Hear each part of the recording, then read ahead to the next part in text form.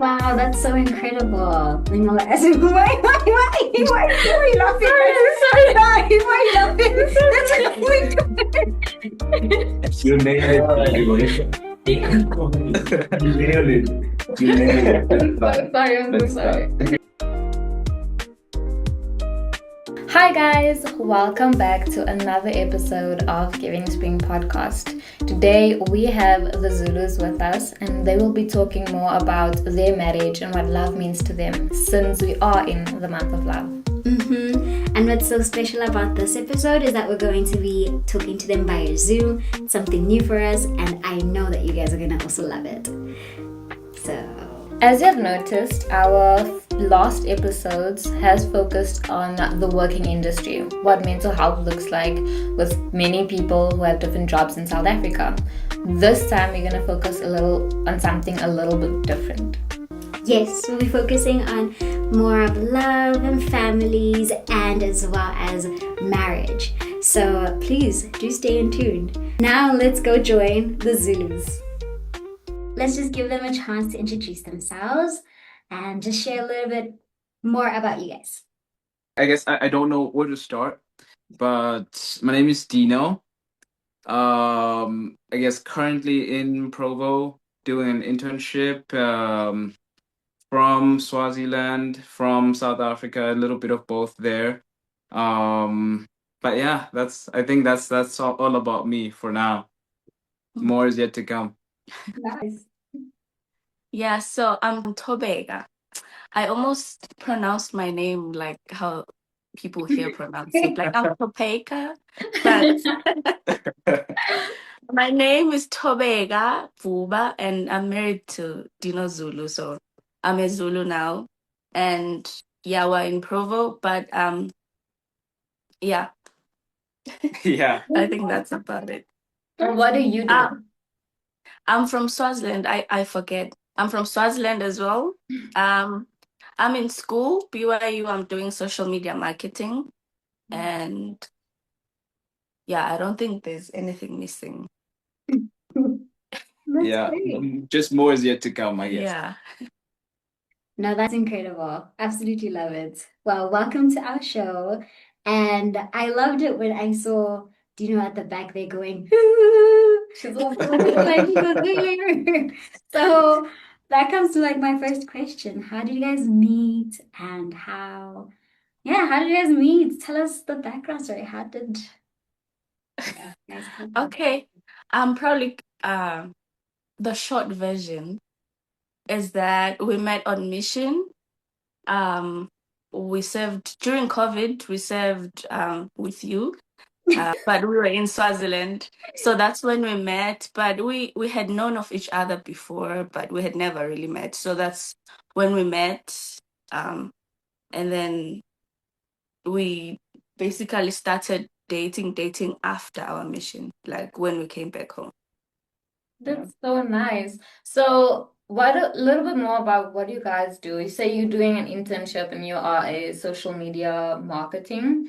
How does that affect like your love story, doing something that's completely different from each other? Does it?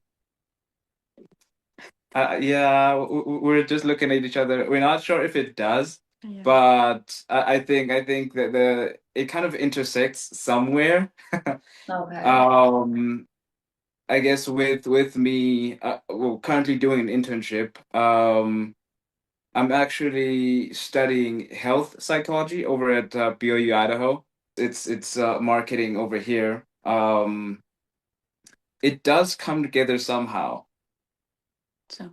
Sometimes, like a kind of like Venn diagram, there's some intersection somehow, and I guess overall we're just happy to be together, happy to be doing this thing called life together. So cute.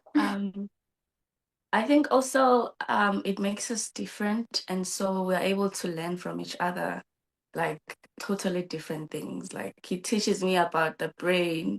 Oh, you can't sleep. This is what you're supposed to do. He shows me the brain. I don't understand it, but I'm learning. Kancane kancane. So I also teach him about business and all that. So it kind of makes us different. And when we come back from our days, we're able to learn from each other and teach each other. That That's awesome. taking different sides on different studies and making it into one beautiful thing. And even about that, as I was just thinking, you guys both seem to be working with people. You know how, yeah. So you guys almost probably are people. Well, No. we work up to it. I think that's the good part. We work up to it. You know, sometimes you just don't want to be with people and you have to. And you know, you just have to be like, okay, this is what I signed up for, and you know, let's go. Like that. Yeah. You prepare your mind. Mm. Yeah. That's awesome. So let's go take it back to like the beginning. How was it for you when you first started dating? What was the first impressions of each other? Let's see. I think with that for me it was she's way too good for me. I can never. I think for me, he was really funny. Like we met on mission, and he was like my district leader. So he had this responsible but funny at the same time. So it was good to like work with him. Um, yeah, that's it. Yeah. True story. True story. True story. Yeah. You were cooking already. Oh man, it's just lovely to know that, this is where it all ended up and you guys are like together and happy. And Yeah. so here's a nice question that I saw, and it was, if you could describe who you were emotionally when you met, what would you say? It goes back to mission again. I was pretty stable. I think we both were, because we were doing something that we felt like it was the right thing to do, which was, it was good, it was fulfilling. So it was really great and stable mentally. Yeah, I guess it's important to bring up that at the time I wasn't dating anyone. You know, just single, going on my mission. You know, I was just happy to be a missionary and yeah, very stable, very happy. Happy to be doing what I was doing. I had nothing about the future at the time. I wasn't thinking, you know, after this I have to, Mm. get a wife, get married, you know, any of that stuff. So at the time, I was just happy to be working with, she was Sister Juba at the time, Sister Juba and the other sisters, and all the other missionaries that we were serving with. Wonderful. That's so cute. I like that you said that you were just like focused, that you're single, so you weren't out there worrying about anyone else, that you left maybe back home. You were just Yeah, focused on the Lord and, being in that little missionary mindset. So that's yep. awesome. Single, not looking. I was just in there, you know. I like that. Very focused. I'm pretty sure your mission prison was one of the proudest because some missionaries do actually date on mission. So I like that you were just very focused on what you were doing at the time. I Yeah. really liked the part where you guys were talking about how mentally you were stable, and how it wasn't, as I said, there was no obstacles at that time. You were just doing what you were called to do.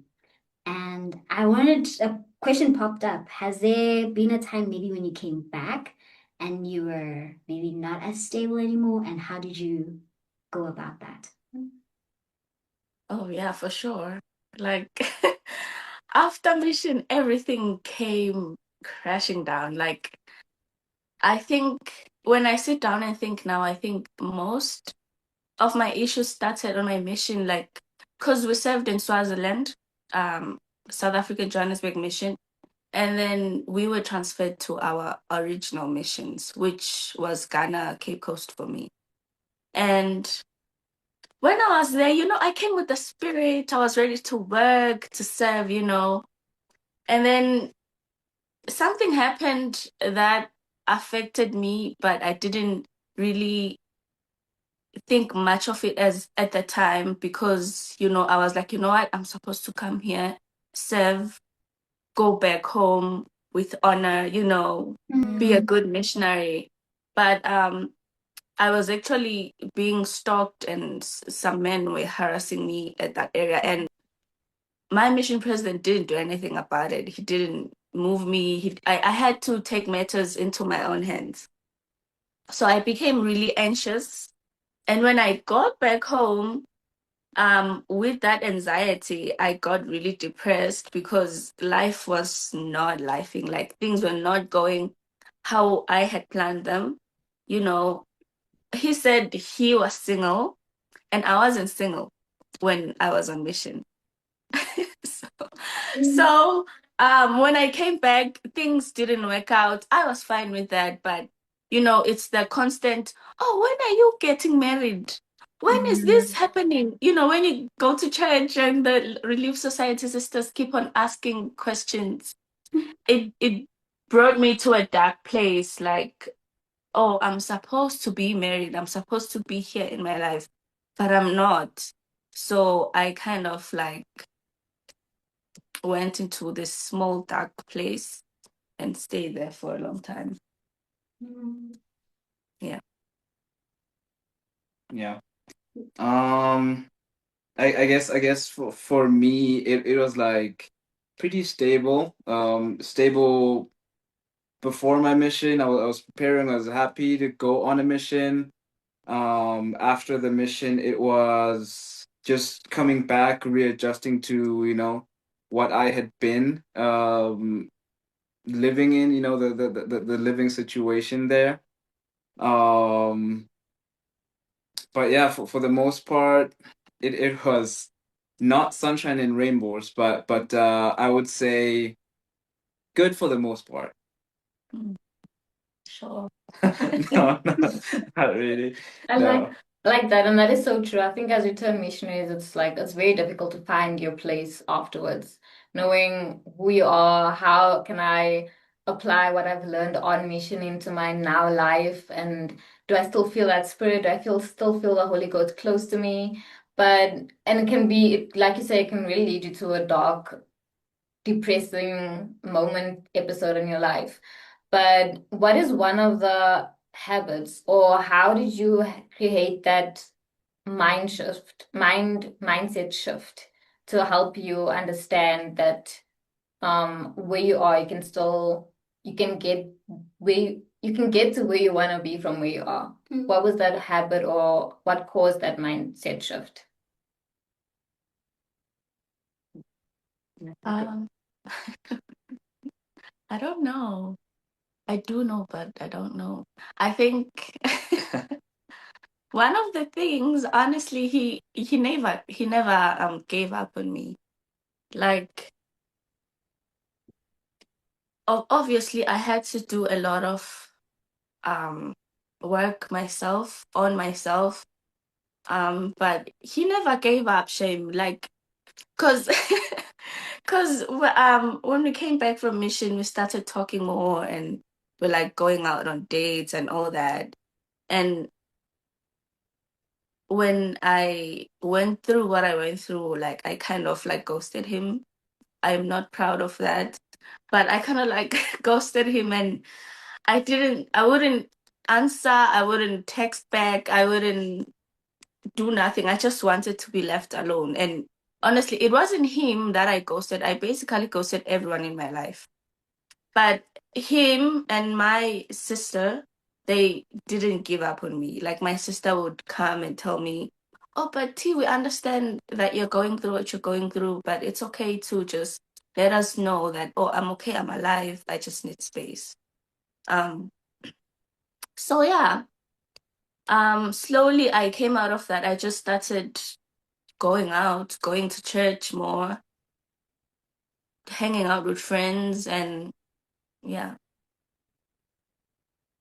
Yeah. I think maybe that's a good connection and a good anchor for people out there who might be going through the same thing. Like always keep a good circle around you, people that really care for you, so that whenever you go into those dark places, that they can pull you out.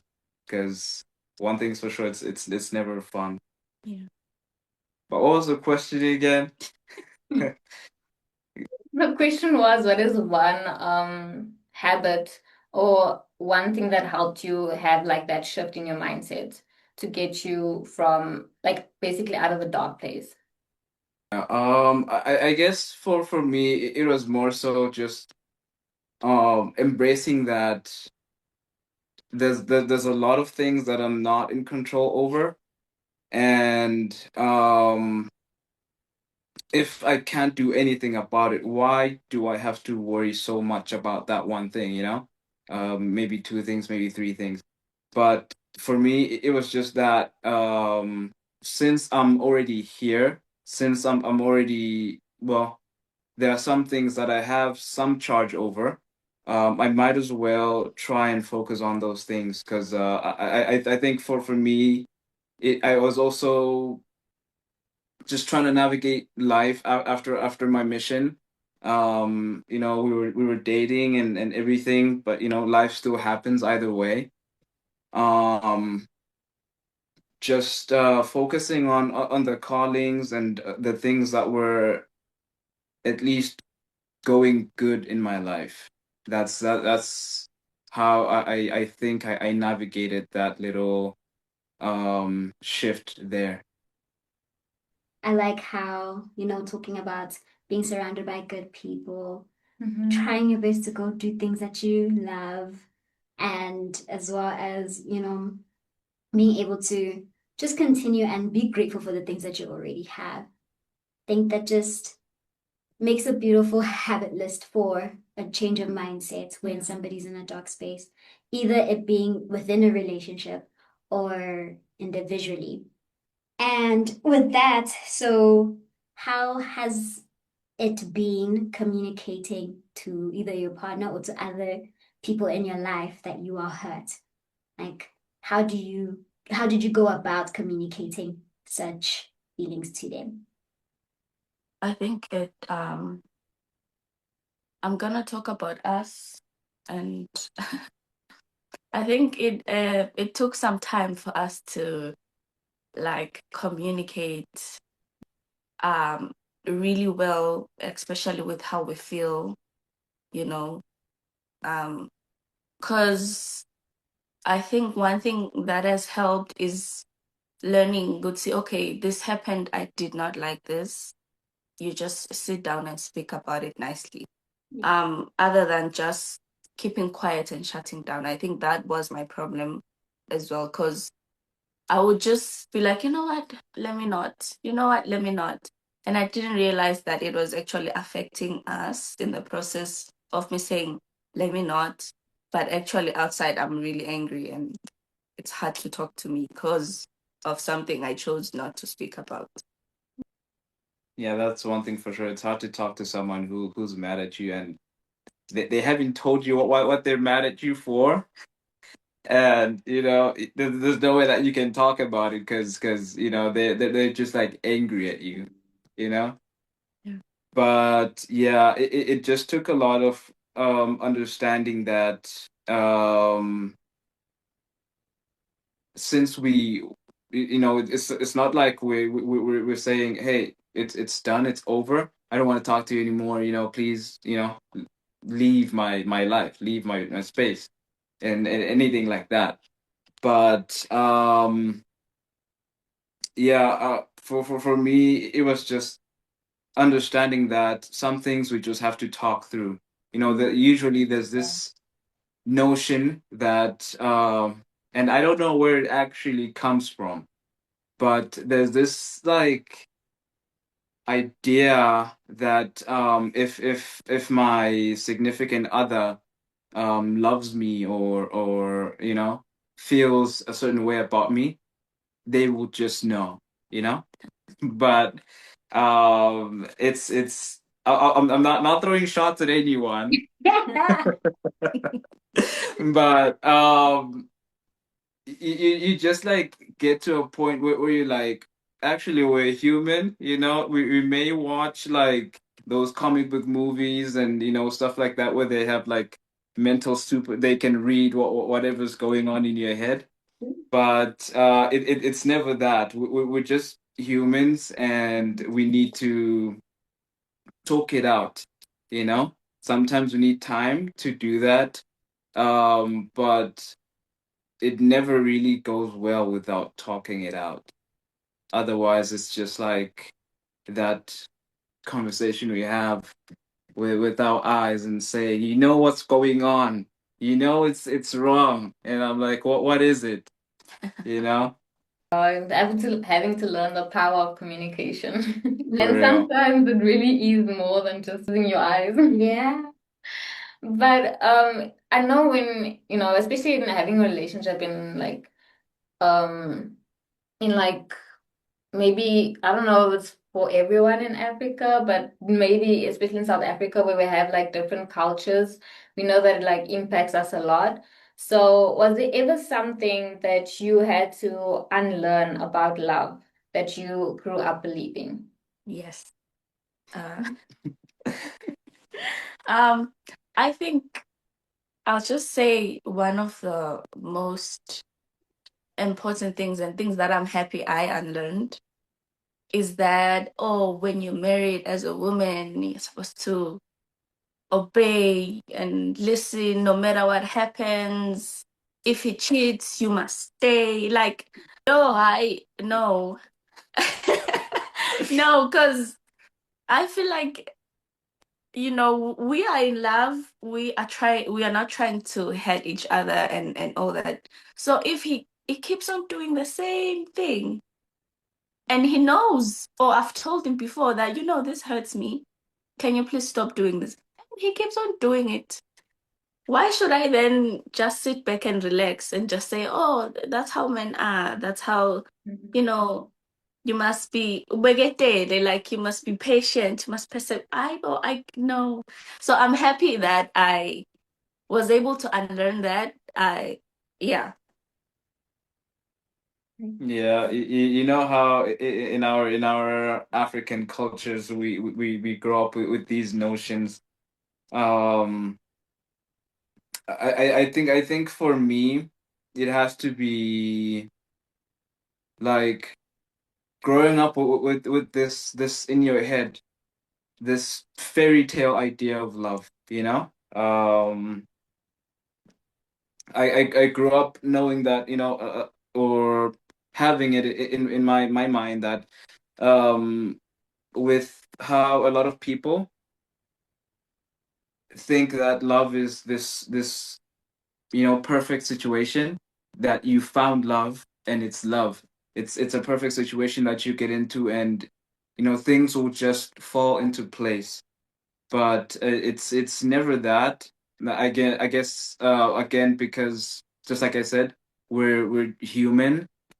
Um, we're not all that perfect. Not all the time. Not with everything. Maybe someone chews too loud. Maybe someone choose outwardly like that. But we're just human, you know? It took understanding that since we're as flawed as we are as humans, it's okay to understand that no one can do things perfectly all the time. I don't know if that makes any sense. Yeah. Wow, that's so incredible. Really loved how you guys spoke about patience in your relationship. So now we even forgot to ask, how long have you guys been dating till you got married? How long did that process take? Yeah, I And think how it long was have you like, been together? Like, I think all in all together 4 years now, Oh, but the dating it was like 2 years on and off. so two Yeah, years like and then 2 years married. yeah. Okay, beautiful, nice, beautiful. nice. And in those 2 years of your marriage, Has there been any insecurities or any like fears or problems that have been highlighted whilst you were in your marriage? Or strengths, even can be insecurities or strengths that have been highlighted inside your marriage. Ish. um, I don't know. I think something that she has highlighted for me that so sometimes we go through things and um you don't really know certain things about yourself. Um, she taught me that I was or I am very protective, you know. I think it just comes from like how I grew up. I always want to shelter people from like certain things. And so we would go through like certain things, the stresses of life. And as I'm sure you know this, like for us African men, African guys, that kind of thing. Um, we get to a point where it's like I'm the one who deals with the problems of this situation, this home, this whatever settlement or whatever that would be.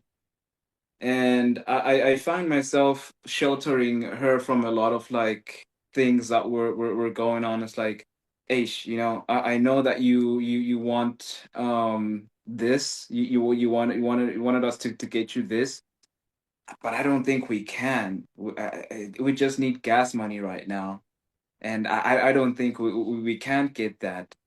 So things like that. I would always like shelter those um problems, those issues, and then I would find that both as my strength and as my weakness, me sheltering her from that kind of things.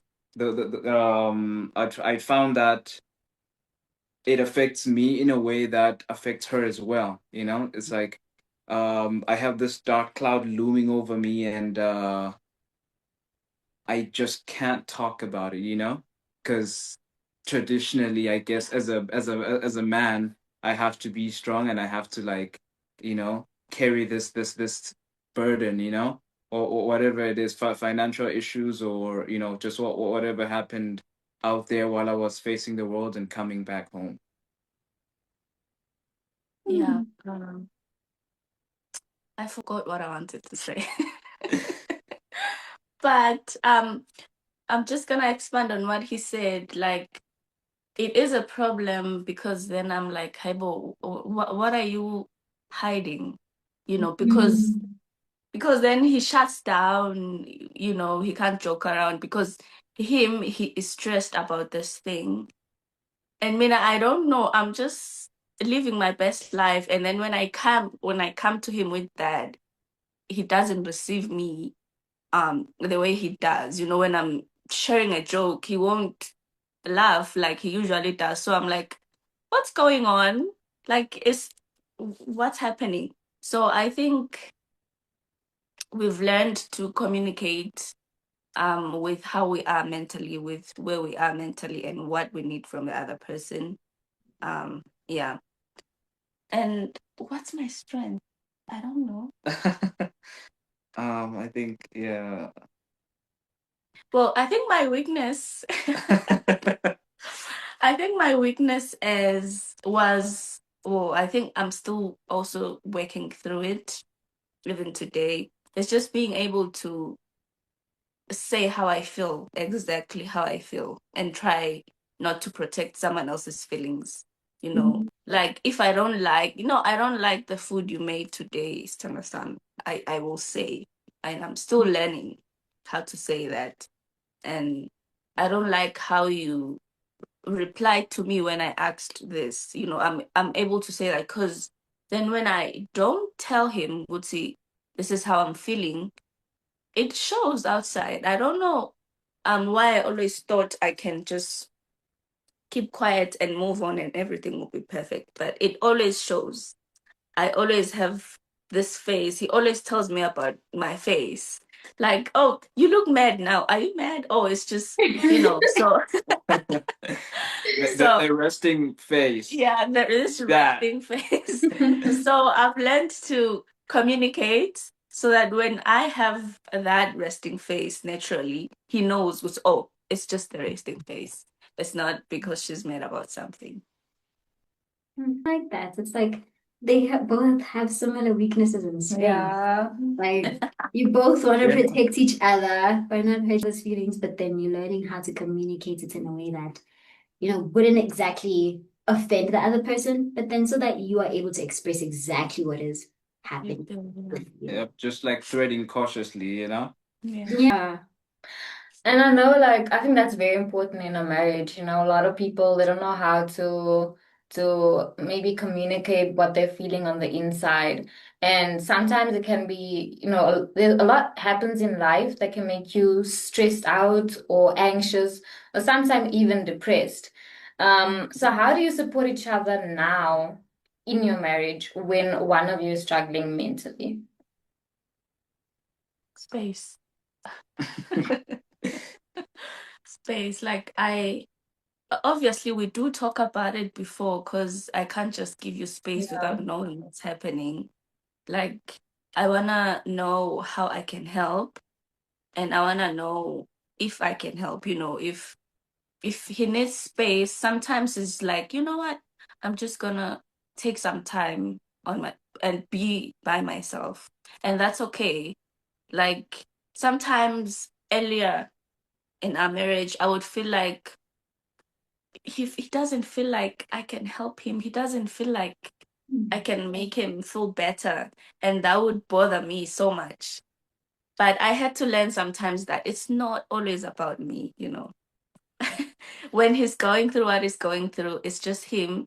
And I have to be there and just help, either by doing something or not doing anything at all, just letting him fix it by himself.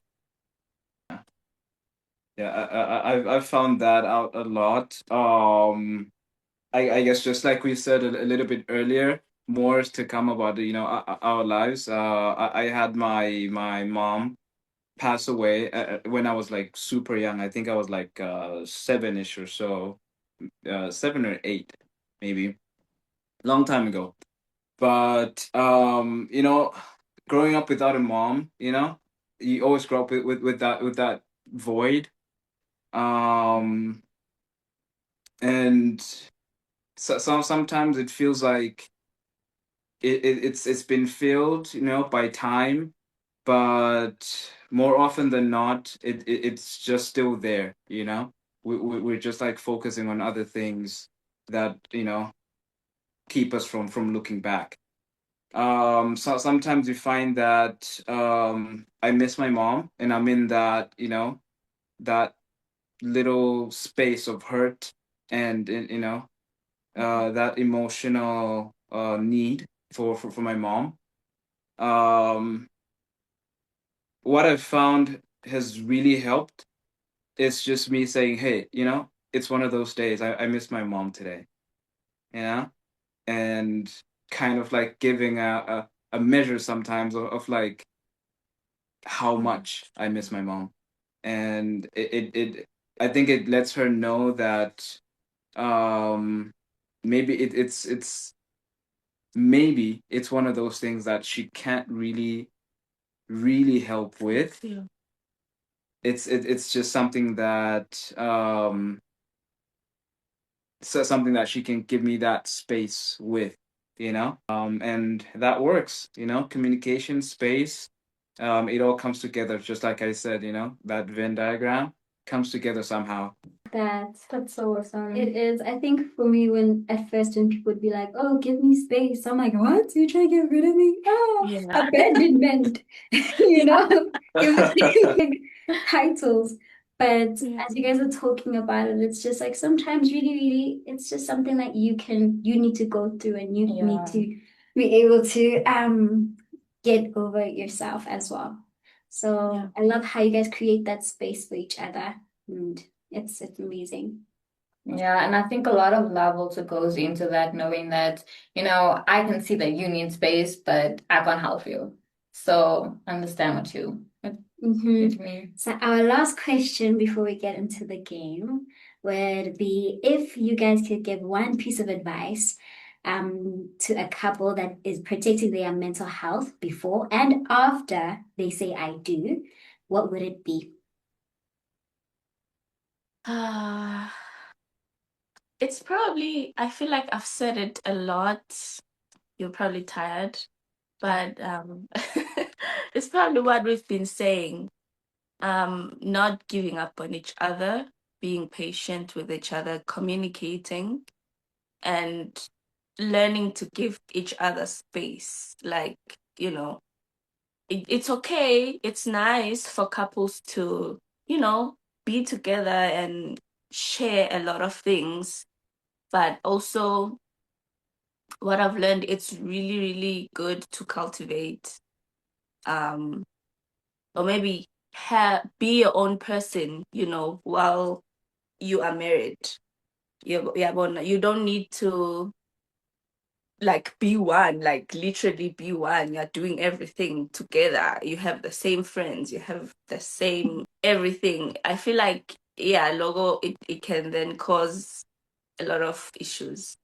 Just giving each other space, but also letting the other person know that you love them, that you care for them, you know, just because you are not together 24/7 doesn't mean you don't love each other. Mm. Yeah. Yeah. I think just to go with that, um, just I think, yeah, I've also said this before, a little bit earlier, that let's just give each other grace. We're not human. I mean, we are human. We are human. We're not perfect. Yeah, and just knowing that since we're not perfect, we're not gonna do everything perfectly all the time. Just giving each other grace, understanding that, some things are just a physical impossibility. Um, I think this is how you can tell that we're married, because I was thinking the exact same thing. Uh-huh. That just giving each other that space, having knowing that you have a sense of self. Yeah. Because I've noticed, with a lot of people, they make marriage like their whole identity, Yeah. and that never really works out so well with a lot of people, or at least the ones that I've seen. Um, we often, as people, we often want to be individuals. We often want to, like, regardless of what we go through, we have parts of ourselves that we want to keep wherever we go. You may relocate, like, for example, us, from home to here, but I think what makes us as people special, beautiful, um keeping that sense of self, the many comments and compliments that we've gotten from, like, um still being an African couple, Oh yeah. even here in this setting. I think, that's what everyone wants to keep. It's like, I'm different. I'm not you, and you're not me. And it's okay. We don't have to be. you know let's settle for us and our differences, and bring those together. And I think it's like a symphony, I guess. I Yeah. love that. That's incredible. That's so great. That's so awesome and very sweet. Thank you so. Are they frozen? No. No. No, it's still there. Oh my God. Yeah. I think you were both looking down, so I'm just like, Oh. Oh, yeah. no, no worries. So now we get to just take the last 2 minutes for our game. So it's just going to be a trivia. So we're going to ask Tobeka, a question about you, and then she must answer it correctly, and vice versa. So we'll just ask 2 questions each. So the first question for Tobeka is, what is your husband's dream vacation destination? Yeah. Where people Ezra. Whatever. Oh, yes, I know. Japan. Is it Japan? Yeah, let's go. Japan. It's Japan, yeah. He loves anime, so I'm a nerd. I I have to felt put that violent to out ask you a question, and I'm like, okay, we're online. Okay, it's fine. there. What is your wife's biggest fear? Biggest fear? Mm. Tight spaces for sure. And I always tease and joke around that, but it's a real thing. Tight spaces and tight dark spaces. I'm getting kidnapped.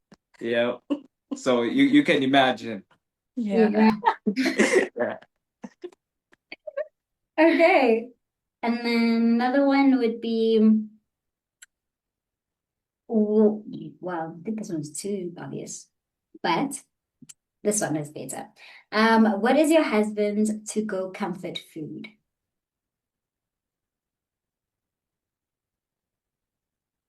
I'm thinking because it's definitely some of our traditional food. I know his favorite is, do you know ligusha? Yes, he likes ligusha, but he likes meat more. So I would say meat. Fried meat. Any type of good meat. Yeah. Ang nga pray. So nice. Okay, last question. What is something your wife always wanted to learn? I think it's baking right now. It changes all the time, just mission accomplished. List. Right now it's baking. Oh, very cute. Know each other so well. Give yourselves a round of applause. Oh, Yes. Wow, that's so great. Well, just once again, thank you so much for being a part of us and sharing a little bit of your love story and how we can benefit from your story. How we can see a more realistic idea of love and a healthy way of love. How, giving one another space is not abandonment. Yeah. It's just a way of being there to be like, I'm still here, but I know you gotta go through this. And even with surrounding yourself with good people and having your partner be one of those good people to be with you, I think you guys just nailed it, and I feel like I was very benefited by it. Thank Me you so too. much. Thank you so much. We really love that you guys took the time to do this podcast with us. Anytime, man. Just happy to share some of the things that have worked for us. And if it helps anyone else, it doesn't have to be a fairy tale. Most of the time it never is. yeah. So But anyways, thank you Thank you, guys so guys. much for joining. I hope we didn't take too much of your time. Don't totally fine anytime. time. All right, good night, guys. Bye. Bye.